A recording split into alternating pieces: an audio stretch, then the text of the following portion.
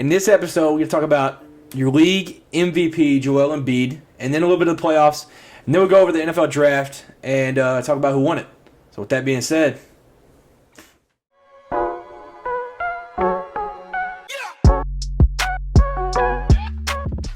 what's going on, everybody? We're back again. A little bit after the draft. Would have ended Saturday, would have been the last day. Yep. And then the second round of the playoffs have just now started. So with that being said, the NBA MVP was just announced today. Joel Embiid gets it. It was kind of between Embiid and Jokic. Embiid had the edge, and he ends up pulling it out. So the first Sixer since Allen Iverson to win it. So that's huge for him.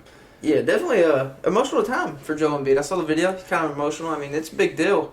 Winning the MVP of, the biggest basketball league around the world. So, pretty cool. Well deserved. Yeah. I didn't realize how dominant he was this year, scoring-wise. And shooting percentage was a big factor, too. So, yeah, pretty cool. Yeah, no doubt. And we talked about the game that the Sixers had scored 104, and he scored 52 of them. So it was like, at that point, you kind of got a feeling. If you're scoring half your team's points, you got to think. But yeah, for sure. I think it was also really cool that Jokic was even in the race because he would have been the first three-peat since Larry Bird if he would have won it this year. So shout out to him still because what he's been doing is impressive. And he got the second place. So he's right there again. But yeah, so getting into the playoffs, the Kings and Warriors had Game 7 Sunday. Steph went for 50. So it was kind of one of those games where the Warriors have sucked on the road the whole season. They won that Game 5 on the road, but it was like, can they get 7? Steph was just like, yeah, I'll do it. I'll do it by myself. So he broke the record for most points in a Game 7 ever. And he basically did it by himself because Clay, Jordan Poole, Draymond, it felt like nobody else could do anything. Where would you say that's like his best playoff performance ever? Yeah, definitely. Especially with that the speech. They said it's one of the greatest speeches he's ever given. Yeah. Before this game, so I wanna know what he said. Yeah, no doubt. During that, because dropping 50 in a Game 7, that's just like nuts. Yeah, and it got to the point like he had got like 40 or something, and then they like popped up the graphic of like who had done 40 plus in Game 7s, and it wasn't a big list, and then it was like the highest ever was like 48 from KD like a couple years ago, and then it was like he can really get that. And honestly, like how I said nobody else really played good, they still won by 20. So it was literally just Steph. Yeah. Like if he just has a normal game there, I'm not sure if the Warriors can pull it out. Yeah. Yeah, but shout out to the Kings though because the Kings what a season. They had the longest drought to miss the playoffs, and they go to 7 games with the defending champs. You can't ask for much more. I mean, obviously you want to win this series, but like, what a year! You gotta give it to him. You gotta give him credit. Yeah, what a year for the Beam too. Yeah. Like that is just awesome. I don't know where that ranks on like the most wins that they've ever had in a season, but it sucks because out of Kings history, that's probably very high. But they had the Royals before that ruins their history because they were good. But for the Kings, that's just awesome. De'Aaron Fox, like a couple years ago, thought about leaving. And they were able to re-sign him, bring Sabonis in.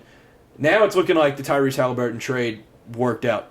I mean, during this series, like Sabonis wasn't able to hit every shot, and it was obvious. Like Draymond would just sit in the paint when Sabonis had a mid-range shot, but he would make a couple of them.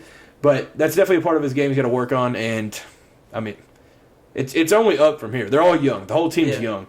But it was a mistake for Malik Monk to call the Warriors out on being old. He was like, "We're young." They were gassed at the end of that game. We don't get gas. We're young. They're old. Like, you don't say that. So Draymond took that personal. He talked about it on his podcast and like, of course he did. So that one was just, I mean, a mistake. But the Kings are fun. They're the best offensive team in the league this year, and I don't know. They're just a fun team to watch. So they'll definitely be a team to look out for like going forward. But yeah, now this is the interesting thing with this second round. This is the first time it's ever happened this way. There's one of each seed. So there's a 1, a 2, a 3, 4, 5, 6, 7, 8. So it's never happened. Yeah. It's just very weird. I don't even know if I can name them all. So Nuggets 1, Celtics 2, 3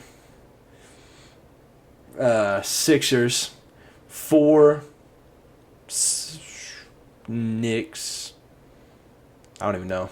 I know that obviously the 8 is Heat, 7 is the Lakers, the 6 is the Warriors. So I guess it's the Knicks are the 4. Or no, the Suns are the 4, Knicks are the 5. That's what it is. But yeah, it's really weird that there's just all different seeds. It's cool though. I mean, I'm here for it. It is cool. But it's just a random stat that like people dug up and found out. But with that being said, so the first round has started. Game 1 of the Sixers Celtics was last night, and it was just electric. Like back and forth. Joel Embiid did not play, so it was kind of a game where you were like, all right, Celtics, they're supposed to win this game. W. Yeah, you go ahead and write that down. But James Harden has something else to say about that because he had 45. And we had heard some people talk about it, vintage James Harden game. And the last time that had happened was 2020. So it had been a while. But yeah, that was the most he's ever scored in a playoff game. So technically 1 or 2 on his list of best playoff performances ever from him. Breaking his own records. I like it. Yeah, and the last shot was insane. But and yeah, we had talked about it. So they shot 60+%, 40% from the 3-point line, like 90% from the free throw line, and still got beat at home without Joel Embiid on the Sixers. That is insane. So I think you mentioned it. I think that talks more about what the Sixers did, though. Yeah. Because the defense throughout that game was insane. Like, I don't know. Like, the Sixers, like, they looked fine. And Harden said after the game, like, if you need that from me, I'll do that. Like, yeah. So he's got confidence going for him now. Like, I don't know. It was just awesome. We both love James Harden, so it was just a cool thing to see. But then the other game last night was Nuggets-Suns. The Nuggets ended up going up 2-0. So it's scary hours for Phoenix. CP3 went out with like 4 minutes left in the third, I think. He's going to miss game 3, 4, and 5 with a groin injury. He's going to be reevaluated in a week after having an MRI. So yeah, he's getting old, man. He's got to take it easy. Yeah, it reminds me of the when it felt like the Rockets might finally beat the Warriors in 2018. They might get over that hump, and then I think they were up like 3-2. Then he got hurt and missed the rest, and then they lost.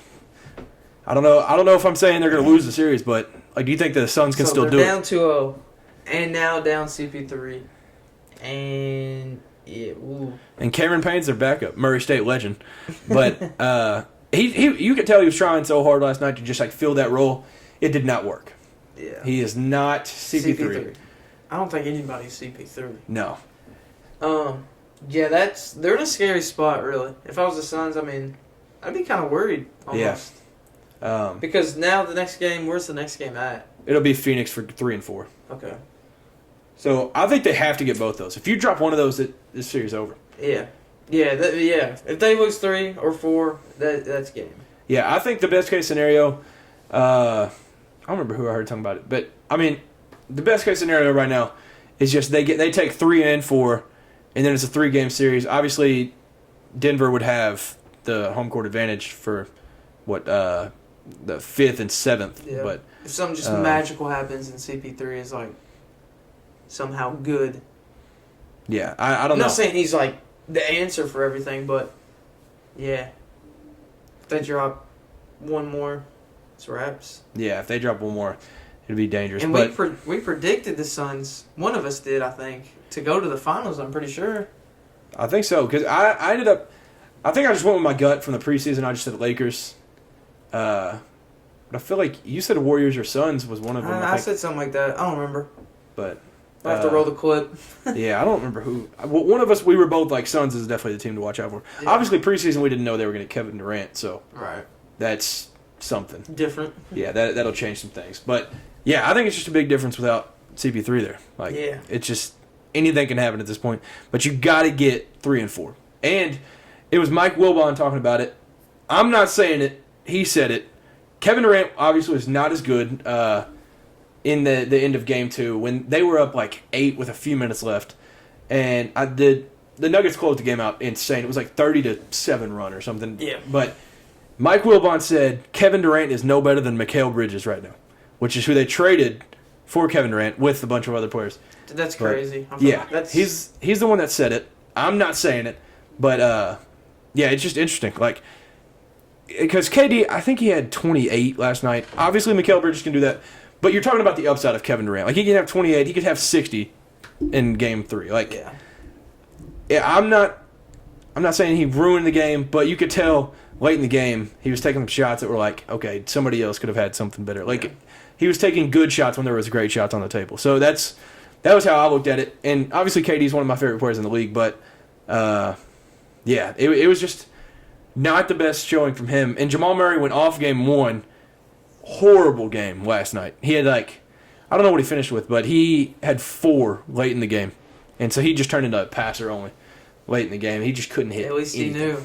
Yeah. He accepted the fact that he was not hitting. Yeah. So that was good. But yeah, Jokic had 39, 16, and 8 or something.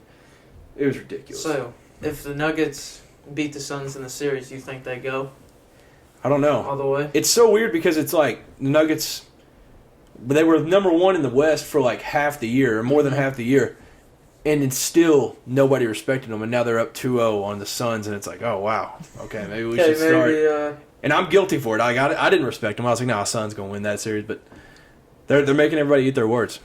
But I don't know. Maybe the Nuggets can, because then they'd be in the Western Conference, and we'll see what happens there. But they match up very well. They're deep. Christian Brown, rookie, playing great minutes. Last night, he only had 2 points, but he played some of the best defense I've seen people play on Kevin Durant. Yeah. Just this little white rookie, just clamping KD. It was nuts. But yeah, that's just a fun series. I can't lie, I watched one game of the Nuggets T-Wolves. This one is fun to watch. The Nuggets are good. The Suns are good. It's just that depth for the Suns. I mentioned it when they did the trade. I was like, man, they got rid of a lot.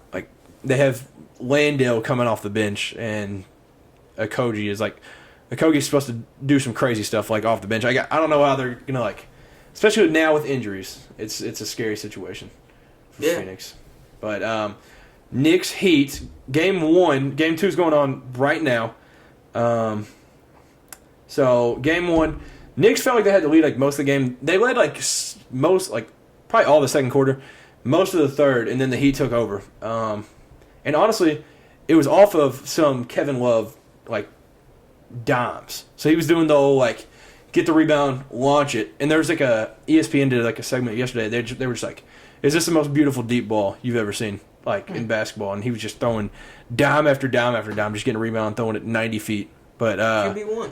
Yeah, basically. Yeah, somebody said he was the best QB in the building while Aaron Rodgers was sitting courtside. Facts. But yeah, so Jimmy got hurt even though they won. And so he did not play game 2, and I think that game might be over now.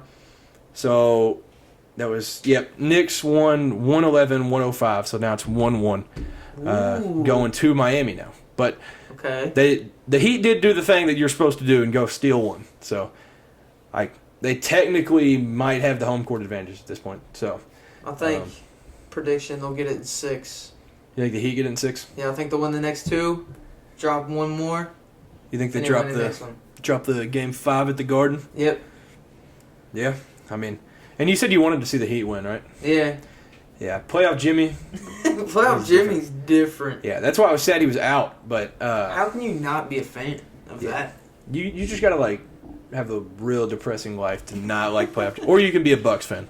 Yeah, I understand it then. Yeah. But and then lastly, Lakers versus Warriors. This one we're gonna talk about because so you get LeBron versus Curry for what could be the last time. I'm not gonna say it because I don't want it to happen, but wow, all these years of this greatness, those two meeting in the finals, it felt like for 5-6 years it was okay, we know who's gonna come out of the East and West, and it was gonna be Warriors versus LeBron. And now, I mean, it's scary to think that this could be the last one, but I think we just need to appreciate it while it's here. Game 1 is tipping off now. But yeah, Richard Jefferson was talking about it. You don't get this often. The two of the best players in the league where they go up against each other this much. He compared it to Wilt and Bill in the 60s. And he was like, you don't get this but every 30 years. That's crazy. Yeah, and so then he said it was Larry and Magic, and now you get this. And so now it's we got to appreciate it. We don't know how many games this is going to go. We don't know who's going to win. But they're both getting old. LeBron's 38, Steph's 35, or maybe 34. I don't know. He's one of those two, but they're both just getting old. Yeah. And I don't know. It's just a series we really need to appreciate while we have it. Yeah. And you putting it in that perspective, I don't know whether to feel depressed or I I don't know. Yeah. Because, dude, I mean, you're not wrong. Like, they are. They're getting old. Like, it's almost coming to an end. But, like you said, we gotta appreciate it, I guess. But, and then it's still kind of sad. Yeah. Because this is who we grew up watching. Yeah, it is. And it did feel like what they went, I don't know if they went 14, but 15, 16, 17, 18, 19, they didn't, I don't think. But it just felt like every year it was Cavs, Warriors. It didn't matter what, like, it was just, that was the East and West. Yeah. But yeah, I mean, it's just, it's a sad reality, but it's awesome that we have it because LeBron is still doing LeBron things. Like, he's not as athletic, but he's, like, evolved. And, I mean, Steph is just going nuts coming off a 50-piece in this Game 7. So, yeah, I'm excited. They're both going to play their best ball, and I think it's just going to be an awesome series. The thing for me, Richard Jefferson talked about it too, I don't know how they're going to be able to guard Curry because they have some age. Like, they have some young guys too, but, like, the Lakers, like, guarding Curry might be an issue because they were gassed against against the Grizzlies. So the Warriors are a whole different beast. Yeah. Because you still have Clay out there you've got to respect. There's still Jordan Poole that can go off. Like, and Kevon Looney in that Kings series had 3 20-plus rebound games. So, like, it's a tough matchup. And going into the playoffs, I don't think people gave the Warriors, like, the respect. I sure didn't. And after seeing that, how Looney played, how, like, certain guys played for the Warriors, I mean, they're a dangerous team. And it feels like everything is clicking now. But yeah, I'm excited. I'm thrilled for this series. It's so weird seeing the Warriors as such a high seed, or like a low seed, I guess. Being the 6th seed. Yeah, they're a 6, and so it's 6 versus 7. Still crazy. Yeah, coming off a championship. Yeah. But yeah, Curry has an all-time record of 7-15 versus LeBron, and then their series against each other are 3-1. So LeBron has 1. Obviously 2016, but I think you got to take that with a grain of salt because one dude did have Kevin Durant after coming off the greatest season of all time. So yeah, you got to like kind of like share because then if you look at the points per game and rebounds per game, LeBron's averaged 33 and 12 versus Curry, and Curry's averaged 25 and 6. So numbers. You look at the numbers, but it's just if you're a basketball fan, you just love to see this. Yeah. So getting into NFL a little bit, Lamar Jackson got paid. So what was that? So we did the podcast Wednesday. Yeah. And I think it was Thursday. He got his bread. So the next day, the day of the draft, he got paid $185 million guaranteed, $260 million contract. So, where are the Ravens getting this money? Because there's rumors Lamar was coming back because they signed Odell for, I still think, way too much, $18 million, I think. I don't know how much of that was guaranteed, or that might have been the guarantee, but signed Odell for $18 million. Then signed Lamar for, what is it now, the highest paid player of all time. Yeah.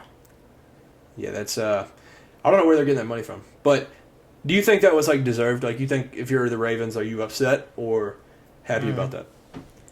I don't know, because I feel like Lamar's a good fit for the Ravens. Like, I feel like Jim and Lamar get along very good. And I think it'll be interesting. Todd Monken from Georgia is there now. So I think that offense might be something. Yeah, that might be more passing oriented too. Because Lamar can pass. Obviously, he's a better runner. But I think it'll be more of like a mixture instead of just like run the ball and just get Lamar hurt all the time. Yeah, definitely. But Didn't Jalen Hurts just get signed for the highest and then Lamar passed Lamar in the same month. Yeah. Yeah, but like you said, I think like Lamar, like it feels worth it because he was a league MVP. So like you got to think if somebody has an MVP on their resume, like they deserve some money. But it's automatically an extra couple million. Yeah, but then you got to think he's 1-3 in the playoffs, his career record, and then he's just very, very injury prone. So like you're signing an injury prone guy. I don't know. That's a lot of money for somebody to be injury prone. Yeah, and I think it was like Big Cat brought it up. Like I've never really thought about it, but like wouldn't you think maybe as a quarterback, like obviously $1 million is a lot of money. Like that's good enough to live. Why don't you take that pay cut to be able to get weapons around you and help you win? I've never thought about it from that perspective, but like if Lamar just takes like He's like, you know what, 100 mil, guarantee 85 mil. Yeah. And then you get Odell, and then they get D-Hop. Yeah, you get somebody crazy. Yeah, or you get other draft. Like, I just feel like that makes a lot of sense. But, I mean, he wants his money. So, and Dak wanted his money. Like, the quarterbacks are wanting their money. So, I mean, certain teams are going to pay it because they want to keep it and they want to build around him. But, I don't know. It was just an interesting perspective to look at from that way. Like, that's a good point. Yeah, I don't know. I think if you're a Ravens fan, you're very like confused right now, and you're like, okay, why? Like, it's nice to have him back because you don't want like Tyler Huntley, but I don't know. Yeah. But you also just gave up a ton of money for him, so yeah. I feel like if you're a Ravens fan, I think Ravens fan wanted him to come back.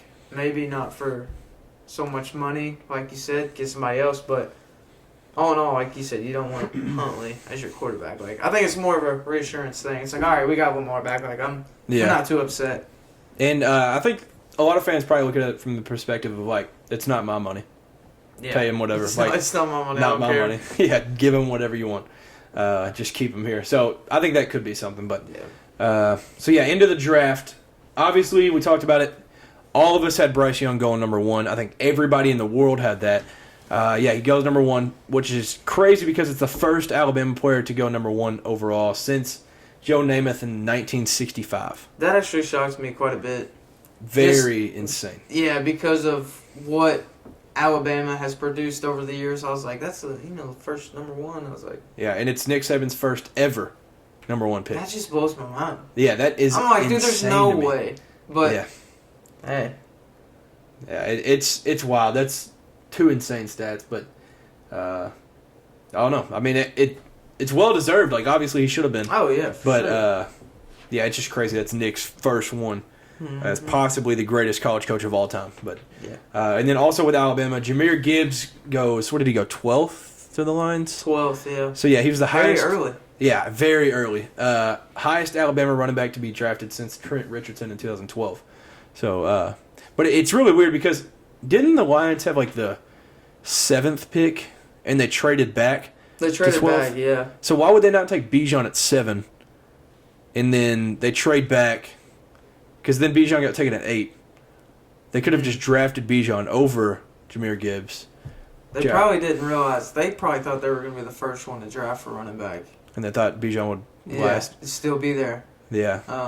I picked 12 because running backs don't get picked till sometimes late first, even starting in second. Yeah. So. Yeah, they actually interviewed. I think it backfired on him. Yeah. Really. Truth be told. Yeah.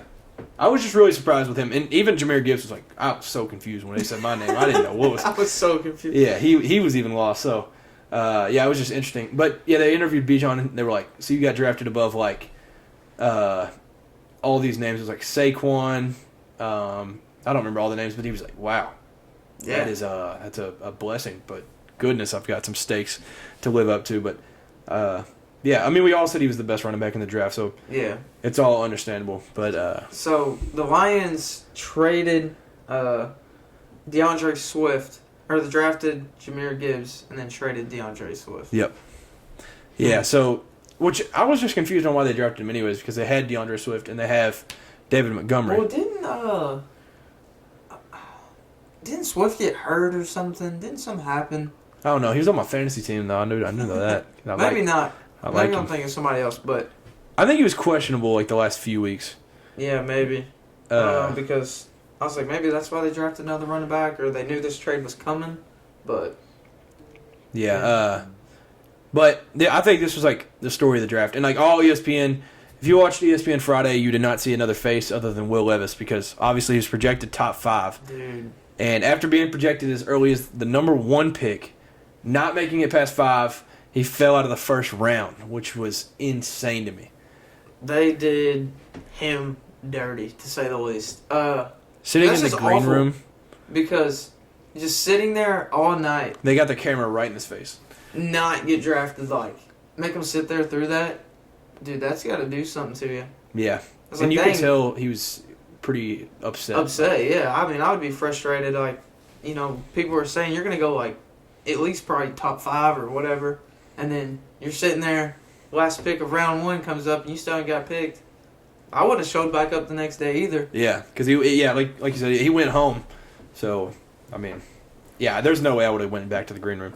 But what was crazy is there were like 3 other people in the green room, but they only showed him. So there were some other people that weren't projected as high, but they were still in the green room. But he was like the talk of the night too. Yeah, and they just kept paying him back to him, and like, it's just insane to me. Like, every commercial was like, "All right," and Will Levis still waiting to go or something. And they like said something like that, like Will Levis still waits to get drafted. Yeah, they brought it back up so many times. I was like, dude. But yeah, for me, like, so from my point of view, I was like, okay, obviously, I don't think he's going 1. So then it was Bryce Young. I was like, oh, 2 Texans, they'll probably take a defensive player or C.J. Stroud. And then they took C.J. Then 3 was the Cardinals, and I was like, okay, they're not going to take an offensive player. So then they traded with the Texans, and I was like, well, they're not going to take a quarterback. So then it was Will Anderson at 3. And then they got to 4, and I was like, okay, Colts, let's go. We're talking. And then they took Anthony Richardson, and I was like, man. Okay. Didn't they go against their word with that, too? Yeah. Because didn't they tell the media or tell Will that if it came down to it, they would pick him? Yeah, because they said if he was still left on the board, it didn't matter what quarterback it was, other than Bryce Young, they would have taken him. So they went against what they said. Something had to happen. Something happened. Somebody said something, or like... And then we talked about where the Seahawks thought about drafting him, and they had the 5th pick, and I was like, oh, well, I guess I wouldn't mind it. Yeah. And then he didn't get picked there. And then it was 6, 7, 8, 9, 10. None of them needed a quarterback, really. Well, the Falcons, I was like, okay, that'd be cool. Yeah, Falcons take him. They took Bijan. I was like, all right. And then the next one was like 11, which was the Titans. And I was like, okay, Titans, let's go. This would be awesome. They take an offensive lineman. And I was like, dude, I don't know where else he can get picked. And I think it was 18 was the Commanders. It was like 17 or 18. And I just said, like, maybe they're like, okay, Will Levis is still up. Let's just take him because he's a talented guy. Like, and then it got to 21 or 22. The Buccaneers had a pick, and there was rumors about that. And I was sitting there, and I was like, okay, maybe the Buccaneers. And then it went past that, and I was like, dude, what is going on? And I was like, you texted me like halfway through the draft. You're like, dude, this draft is weird. Yeah, like, I was like, what is happening? Like, I was like, this draft is a joke. I don't see how you can get projected top 5 and not go first round. I've never seen anything like it. I haven't, like, because they always compared it to, like, Aaron Rodgers. Like, yeah, he slipped, but, like, he slipped to 24 or something. Like, yeah, it's obviously low, but I don't know, just with the hype that was built up around Will before the draft, it just feels insane to, like, drop that low. Yeah. And, like, Johnny Manziel did too, but his was other issues. Like, yeah, his was some other stuff. So it's just, I've never seen anything like that at all. And so that night, think of what happened. Yeah, that night I looked up, like, I did a whole lot of research. I was like, okay, what happened? And I watched all these Todd McShay things, and Todd McShay basically said there was one team in the top 10, he didn't say the team, that was going to take him, and then they found out about the toe injury from last year and thought that maybe it was something that could linger, which I feel like a toe might be. A toe? Yeah. Because he missed one game for the toe injury. That's exactly. I was like, a toe? Gosh. And I had to, like, read it again. And, and then he also said there was some teams that were in the teens that were considering him, and then they said his style of play is just very susceptible of, like, injury. So that doesn't even make sense. I don't know. I don't know what it is, like, because they never, like, obviously Will's been hurt a couple times, but he hasn't been. He plays hard? Yeah, because he runs hard, like, I don't know. But that was the two main things, was the style of play and toe injury. And then the other thing that I brought up, apparently he was overconfident, and that was why one team in the first round passed him. Before the draft. Yeah. That, some teams said that, which that makes no sense either. Yeah. I feel like unless you say something crazy, like, I don't see why overconfidence is like, if you have confidence in yourself, that should be a good thing. But, yeah, I don't know. So, yeah, that was like the three main things. There was a couple other, like, things people, I feel like, made up on Twitter. But, yeah. It got a lot of people noticing his girlfriend, though, for the first time. So, his girlfriend was, like, talk of TikTok and Twitter that night. They were like, because he had like 2 or 3 sisters, and then his mom were all sitting on the couch with him. Right. And then everybody was like, oh, his girlfriend's that blonde girl, but that was actually his sister. And then his girlfriend came in, and obviously a lot of people think she's very fine. And so then they were like, who is this? And they were like tweeting it and putting it on TikTok. So I'm sure she got a lot more following that night. So that was honestly a good thing for her. But they were honestly saying some bad things. They were like, I thought I was getting first round money or something. Like, I was like, oh, come on. But dang. Yeah, so obviously, I think I said it last week. This was one of my favorite like QB classes of our lifetime. And I haven't been following NFL like heavy for a long time, but this QB class was awesome to me because it went deep with how much talent is in it. When Jaron Hall was taken 164th overall, that made him the 12th QB taken in the first 5 rounds, which was a new record. So I love that. And then the SEC is the first conference with 4 QBs drafted in the first 3 rounds. So there was Hendon, Will, Bryce, and Anthony. Yep. Obviously, the worst one out of those 4 is Anthony. But and then 5 SEC QBs were drafted, most from the SEC since 1971. Hey. So when Stetson got drafted, we talked about it like maybe him doing the drinking and ding-dong ditching might have hurt him, but apparently not. Rams took him. And I saw on Pardon My Take they said he gets to go play on the same team as his former roommate, Matthew Stafford, because he played there so long. So, but yeah, I mean, I'm glad he got drafted. I don't see how you can win back-to-back natties and just go undrafted, so I think it's a good thing for him. But, yeah, so a rundown of the top. We'll just do top 10. Panthers, Bryce Young. Texans, C.J. Stroud. Texans again from the trade with the Cardinals, Will Anderson. 4 was the Colts with Anthony Richardson. Seahawks with the 5th pick, Devin Witherspoon. Cardinals with the 6th pick, Paris Johnson. Raiders at 7, Tyree Wilson. Falcons at 8, Bijan Robinson.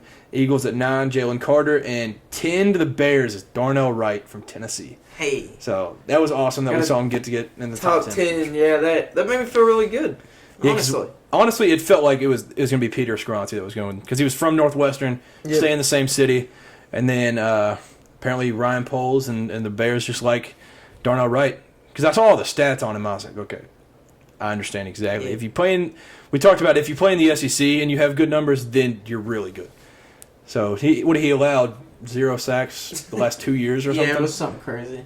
Yeah, I don't see how you pass on a guy like that. Yeah, but I'm glad he went to the Bears too, because nice teaming up with Velus Jones Jr. So. Yeah, that is right. And they're honestly they're in a real rebuilding stage, so they can be part of something. Yeah, the Bears getting back.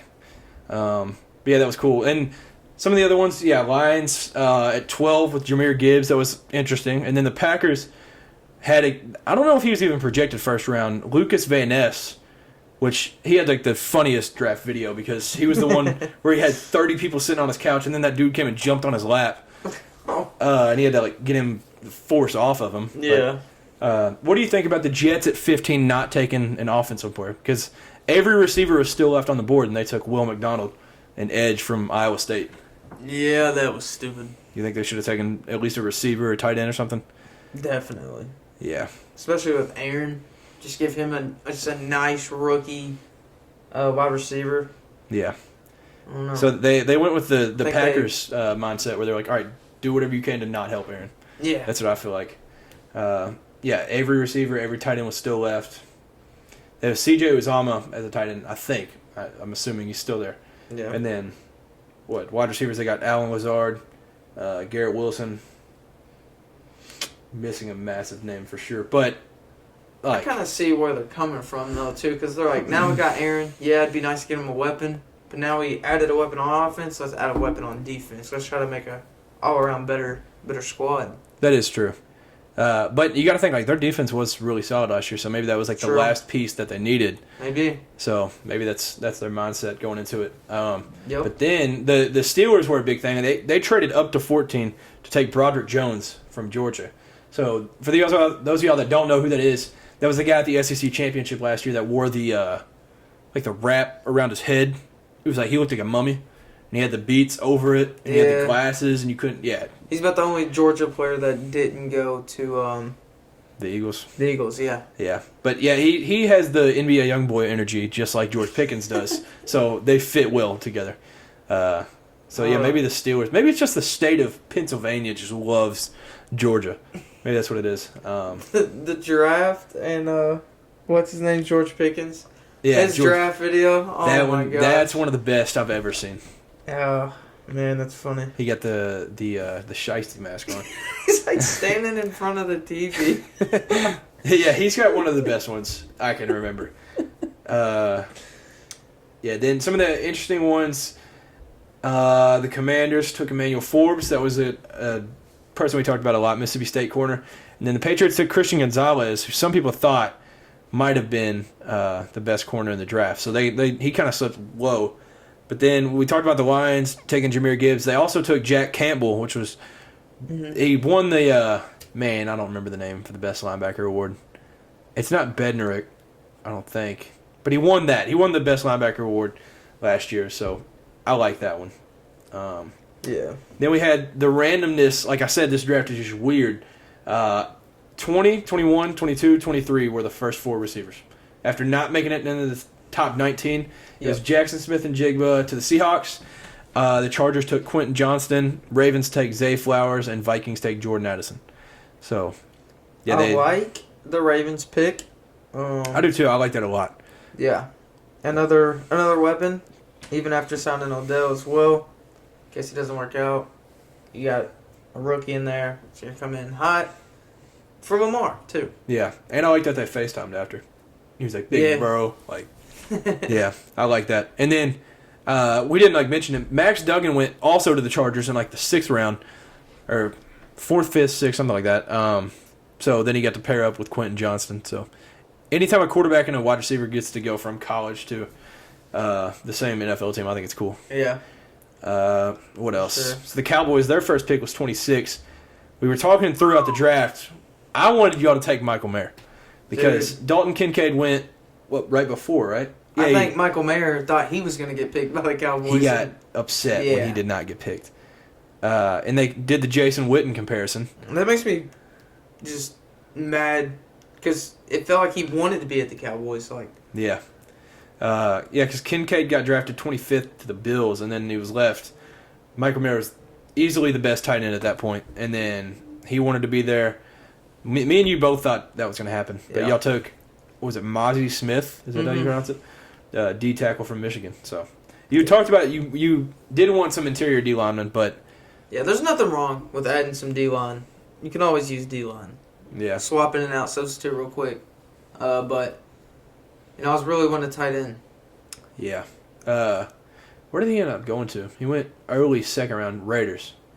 Raiders ended up drafting him mid-30s. I feel like the Cowboys, our defense was really good last year, and adding this D tackle that helps because we sucked with run defense last year, but it also felt like we couldn't really.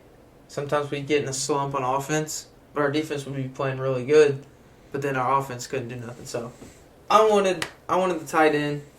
Yeah, especially with Dalton Schultz going to the Texans. I feel like that would have been a good pick right there, but I don't know. They get paid for it. I don't. Obviously, so they know a lot more than we do. But then I thought we should be up there.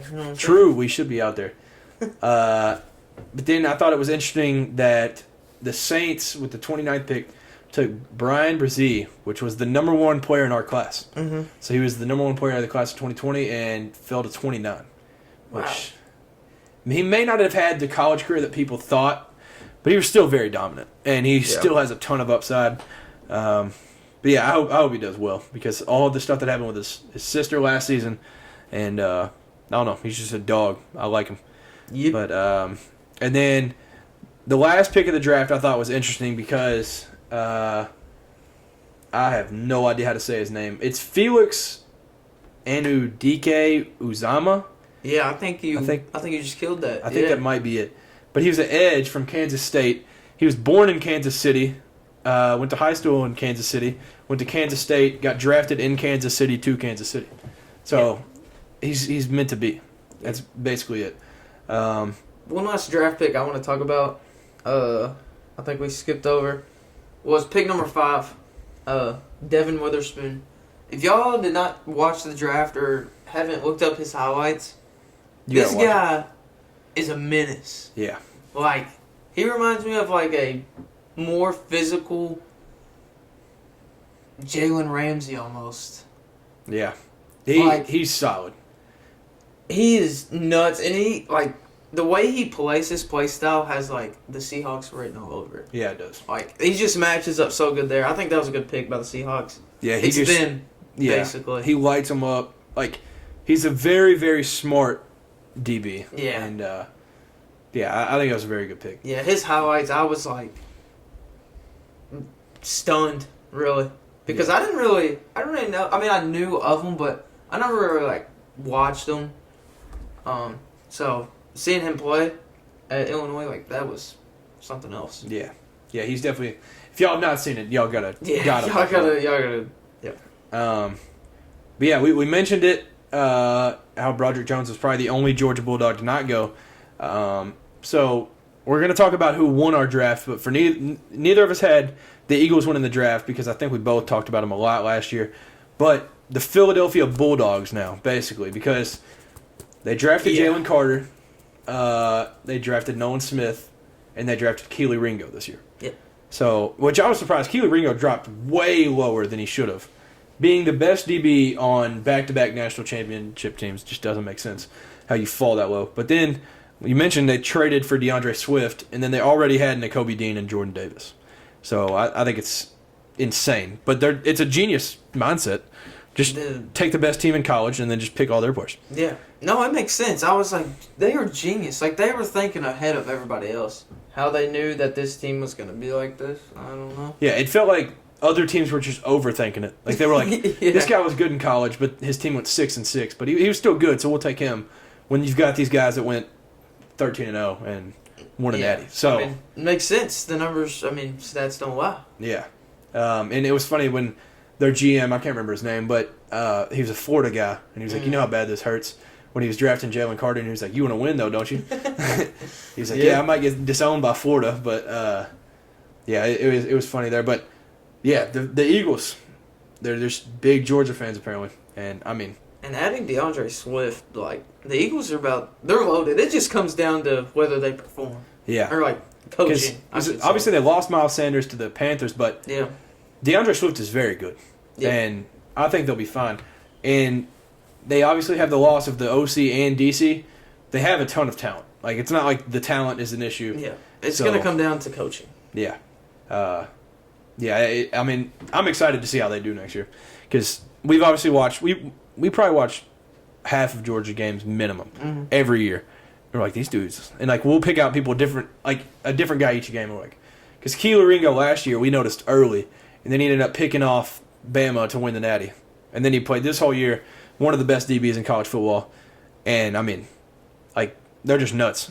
And, it's just genius. They're turning into the Georgia. But we mentioned it. Will Levis dropped out of the first round, but he went 33rd to the Titans. And Mike Tannenbaum today on, what is that? First, whatever Max Kellerman is. He went on there today and said it was the best pick of the draft. You think he said that because he fell so much? I don't know, maybe. It's a bold statement, though. Like it's just bold to say the 33rd pick is the best one because obviously taking a quarterback number one should be the obvious answer. Yeah. But, I guess it's because he fell. And if you look at it without the names, because I know there's a lot of Tennessee fans that are also Titans fans, and they hated the pick. But if you just look at the thought of, like, a guy that was projected top 5, and then he drops out of the first round, and then you just trade up a little bit just to get him. Yeah. I mean, it makes sense. Like, if you just look at the numbers-wise, you're like, wow, that's a steal. So, I think if you look at it from that way, the Titans should just be ecstatic. Yeah. Which I saw some of both. I saw some people were like, okay, this is a great pick. He fell this low. But then there were some people who were like, he fell this low for a reason, stupid pick. Not a draft night if the Titans don't ruin a pick or something like. But people just have no. It's bad. And I saw a lot of Tennessee fans, which I understand their argument because like Hendon was still on the board. They took Will and they were like Hendon's better. But like, oh yeah, I've seen a lot of that. I just feel like if it's your team and you've been a fan, then you're gonna. It doesn't matter the college. Like it just root. There's nobody. If I had an NFL team, like, there's nobody I would just hate because of where they went. Like, that's in the past. But if they're playing for my team and they're good, then I'll just root for them. Yeah. But, I've seen a lot of hate for Will getting picked about the Titans. Yeah. Like, just being in Tennessee. I was like, yeah, I don't. Dude, it's not, like, I'm a Tennessee fan. I'm not like who cares? Like, good for him. Yeah, and we've talked about it a lot. Like, I'm a free agent in like the fandom for the NFL teams. Yeah. Titans have jumped up number one for me because if he's starting and he does good, I'll be a Titans fan. But I did see there was a lot of, since we don't have a professional team in our state, there's been a lot of Colts fans that have been in our state, and they've just switched because they took Anthony Richardson, and then so they've switched over to be Titans fans. So I think it's gonna be cool. And the Titans are just, Ryan Tannehill has one more year on his contract, and then I think it's Will Levis's team to lose. Like, technically he's third on the draft, or not on the draft, on the depth chart right now. But I think you can start. I think he has potential to earn that spot. Yeah. And they have that new stadium here in a couple years. So yeah, that'll be nice. That'll be insane. So there's a lot to look forward to. If you're a Titans fan, I would be excited. But yeah, and then the Lions pick up the man, Hendon Hooker. Pick 68? Yeah. I'm surprised he fell that low. That one blew my mind. Yeah. I mean, because even with the injury, he's a first-round pick in my eyes. Like, yeah. I mean, I'm not going to say I didn't see it coming, but I'm not going to say I saw it coming either. Because I knew there's going to be a lot of teams pass up on him just because of the ACL. Like, the ACL is a big deal. Like, a lot of players don't come back from an ACL tear, especially in this sport, just because it's so physical. But, hey, the Lions, they're going to take a chance with them and respect to Detroit. Never been really a Detroit fan, but I almost ordered. You going to get a jersey? I almost ordered a jersey. Yes. I almost did. Yeah, and we talked to him initially, and I was like, man, I like the pick. You know, Jared Goff, you can learn a couple things from him. You're like, nah, you going to start. Oh, yeah. Hendon Hooker taking the job day one, for sure. Yeah, Jared Goff, man. No doubt. But best season last year? Nope. Yeah, he had the best season of his career? Nah, Hendon, bro. Hey, Hendon, we were going so, crazy, right? Hey, Hendon Hooker, Rookie of the Year, MVP, I don't know. Yeah, Hendon, Super Bowl champs, Super Bowl MVP. It's fine. Yeah, first Everybody year. smile. But yeah, I mean, I just love that pick. Like, because obviously he's got Jameson Williams. Well, I don't know. He does have all the guys that just got caught betting that won't be playing this year. Well, they'll all be back when he gets back and he's starting next year. So that's one way to look at it. But yeah, the Lions are just on the rise. So I like that pick. I like how he ended up in a good situation. Both our guys ended up in a good situation, even though they dropped. Out. Yeah. So yeah, it was definitely good. And then Hyatt and Tillman went back to back. Yep. What was it? 74 and 75, I think.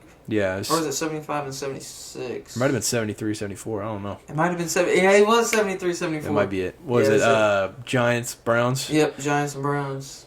I like him at the Giants. I like Hyatt there. Because Wandell is there. And Daniel Jones is actually, I mean, he's a pretty good quarterback. He's not, phenomenal. But yeah, I think it's something that could work out, though. Yeah, for sure. Yeah, we talked about the Cowboys video of the wide receiver coach. And Hyatt was looking at him, and he was like, "But you got a skill set." He said, "You got a skill set." He's like, "What's that?" And then he said, "Your speed." He's like, "I can run routes." I can run routes though too. And he said, "All right, we're about to see." And then he yeah, that was good. I like that video. Yeah, that was dope. But Tennessee, they were the only SEC team to have multiple wide receivers drafted. Dang, yeah. Bama didn't even have a receiver this year. I don't think that's probably the first time in a long time. A long time. So, hey, Tennessee's building that resume for wide receiver U, maybe? Brew McCoy next year. What a squirrel. He'll be drafted soon, whenever he leaves. But, dude, yeah, y'all building a little resume for the wide receiver U case that you made. I'm trying to think what other wide receivers got drafted. Oh, Mingo from Ole Miss got drafted pretty high. He was like second or third round. But, yeah, I was... Overall, I ended up liking the draft a lot. Yeah. I was just hurt that first day that Will had dropped out of the first round because I just felt bad for him. But who, in your eyes, won the draft? I'll let you go over yours first. All right. We both mentioned Eagles, but these were ahead of the Eagles. Yeah. In my opinion, first, I had the Texans. I think the Texans won. It was a shock. They got the third pick as well, so that was huge. Second, third pick of a draft is just crazy. That's a cheat code. Insane. So they picked up C.J. Stroud. Potentially might be one of the best quarterbacks next year. Potentially. And then the number one player in the draft for defense, Will Anderson from Bama. And then later on, they drafted Juice Scruggs think that's how you say it, from Penn State. They got a center. Yeah, I don't know if that's a position of need, but I feel like any lineman, they know what they're doing. Yeah. Yeah. So, I mean, that's always nice. And then they picked up,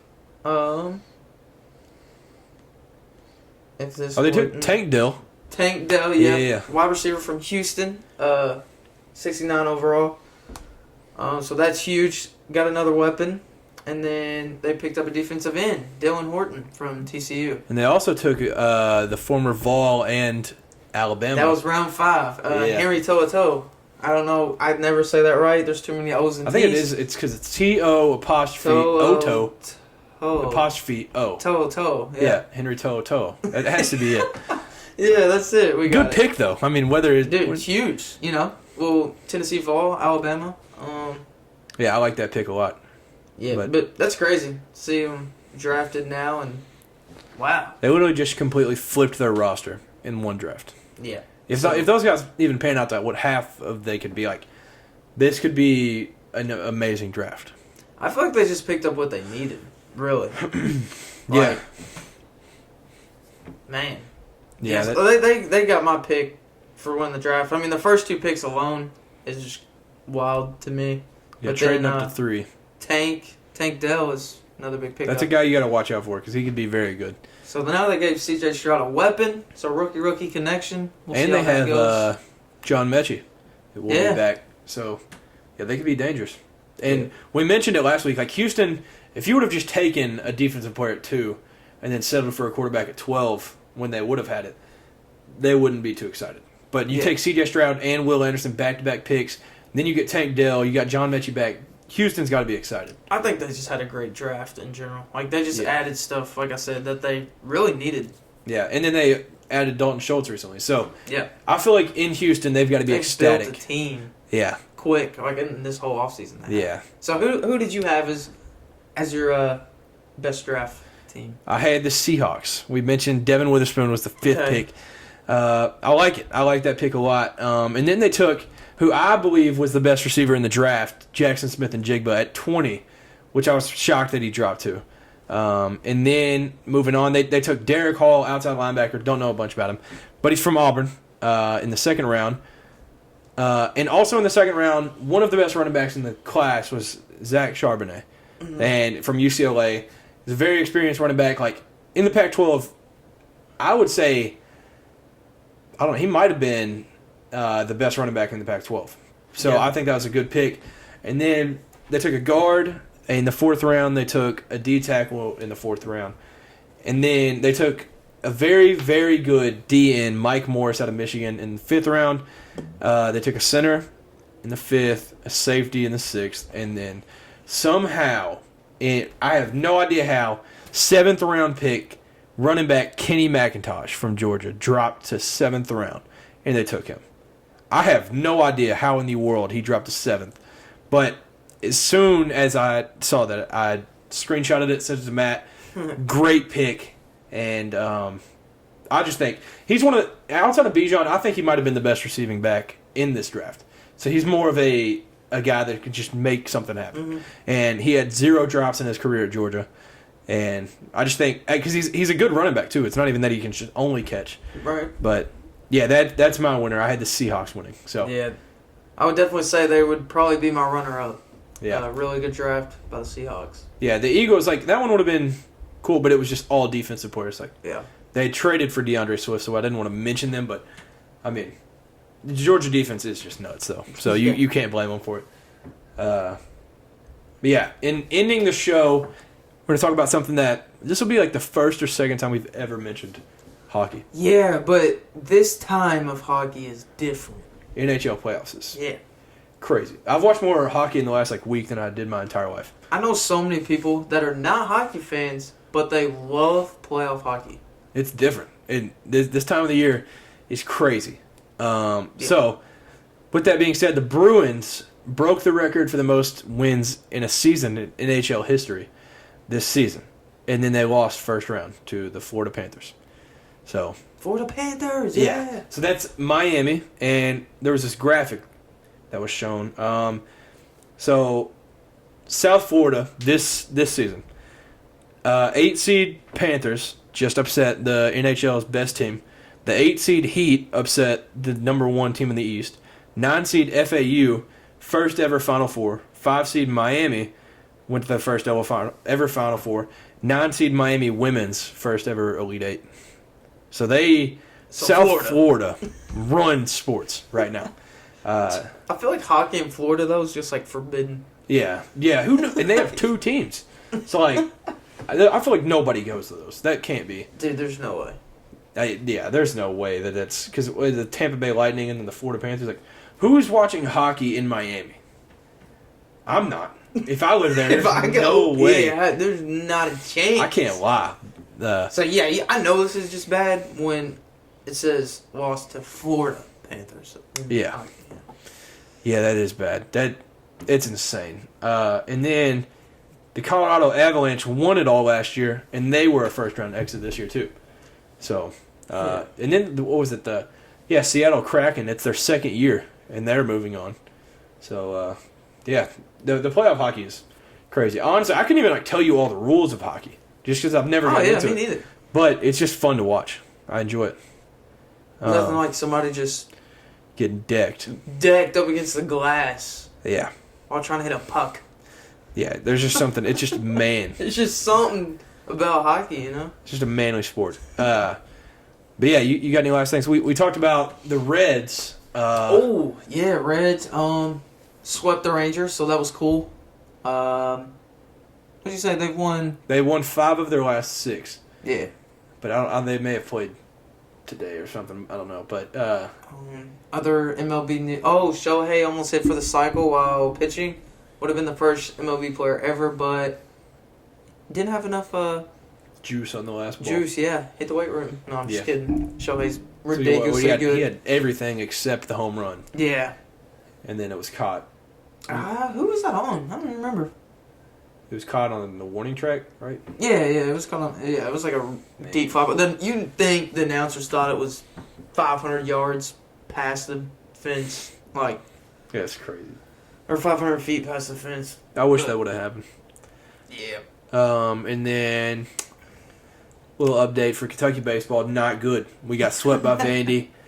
We go to Tennessee this week or next week, something like that. So that'll be a big opportunity there. But got to get back on track because we are fumbling. Because I talked about it. It might be like a curse that we have. I don't know for bringing them up on the podcast, but it was our best start in school history, and then now we're just fumbling the bag. But the baseballs, we're finally starting to look like last year's team. Bats got hot. We with 4 of the last 7 games, we've mercy ruled teams. So dominance. Yeah. Finally got the bats going. Yeah. I think we play South Carolina this week, maybe. And then, I don't know. Yeah, I feel like there was something else. But, I know something. MLB. Bryce Harper is expected to make his return, I believe. Really? Yeah. Huh. I mean, after having Tommy John surgery. Wow. Iconic injury. Yeah. And that's if he's cleared. I think actually it was supposed to be tonight. Maybe. That'll be huge for the Phillies. Yeah. But yeah, and we mentioned that the Pirates are good for no reason. Pirates are ridiculous. They're leading the NL, I think. Yeah. Maybe it's just NL Central, but I think they're leading NL. They might be in general. Yeah. So yeah, that's insane. But and I think it was the AL East. I think there's one. I think the Orioles might be below 500 now, but they had every team above 500 for it was like last week at one point. That's just nuts. That's just a good division. Obviously, it's carried by the Rays just being good out of nowhere. Yeah, the Rays. Wow. Yeah, it's nuts. But I needed to mention it because it was supposed to happen tonight. Hunter Dickinson, the number 1 transfer in the transfer portal, choosing between the Cats, Kansas, Villanova, and Maryland. In the vault? No, I'm just kidding. Nah. Y'all got every other transfer, bro. But yeah, and it seems like he's done such a great job of not letting anybody know what's going to happen. Mm-hmm. Only his family and a guy that he does a podcast with know. And so nice. Maryland thinks they got him, Villanova thinks they got him, Kansas thinks they got him, and Kentucky think we got him. So he was supposed to commit tonight, and he said, I don't think he said he needed one more day, he just needed more time. So we'll see how it goes. But I'm assuming he'll be committed by the time we do another podcast. And y'all will see it thrown up on the Instagram as soon as it happens. Yeah. But, yeah, I mean, y'all killing the transfer portal, and if we get him, that's the last thing we needed. So, it's exciting times in the transfer portal. Oh, yeah.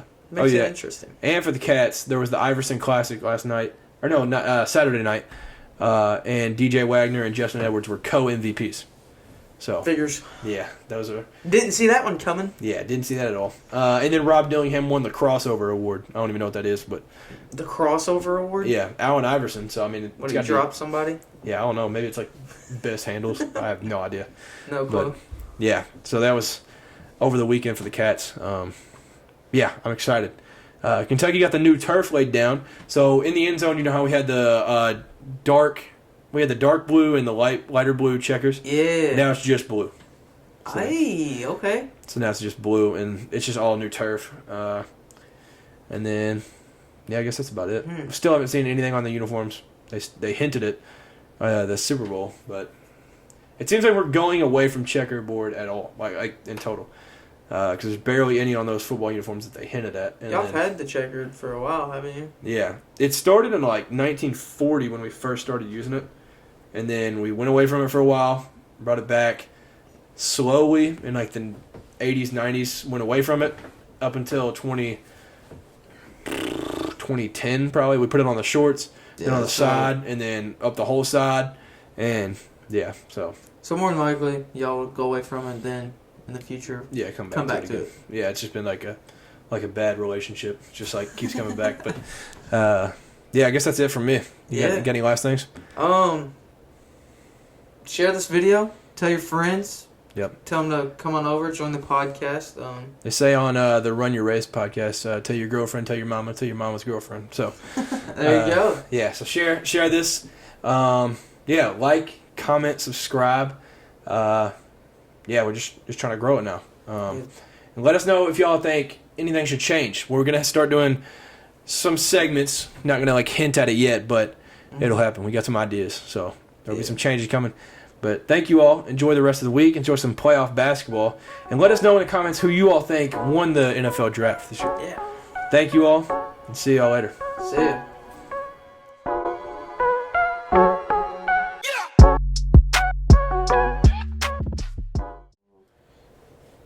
The Grizzlies will not re-sign Dylan Brooks.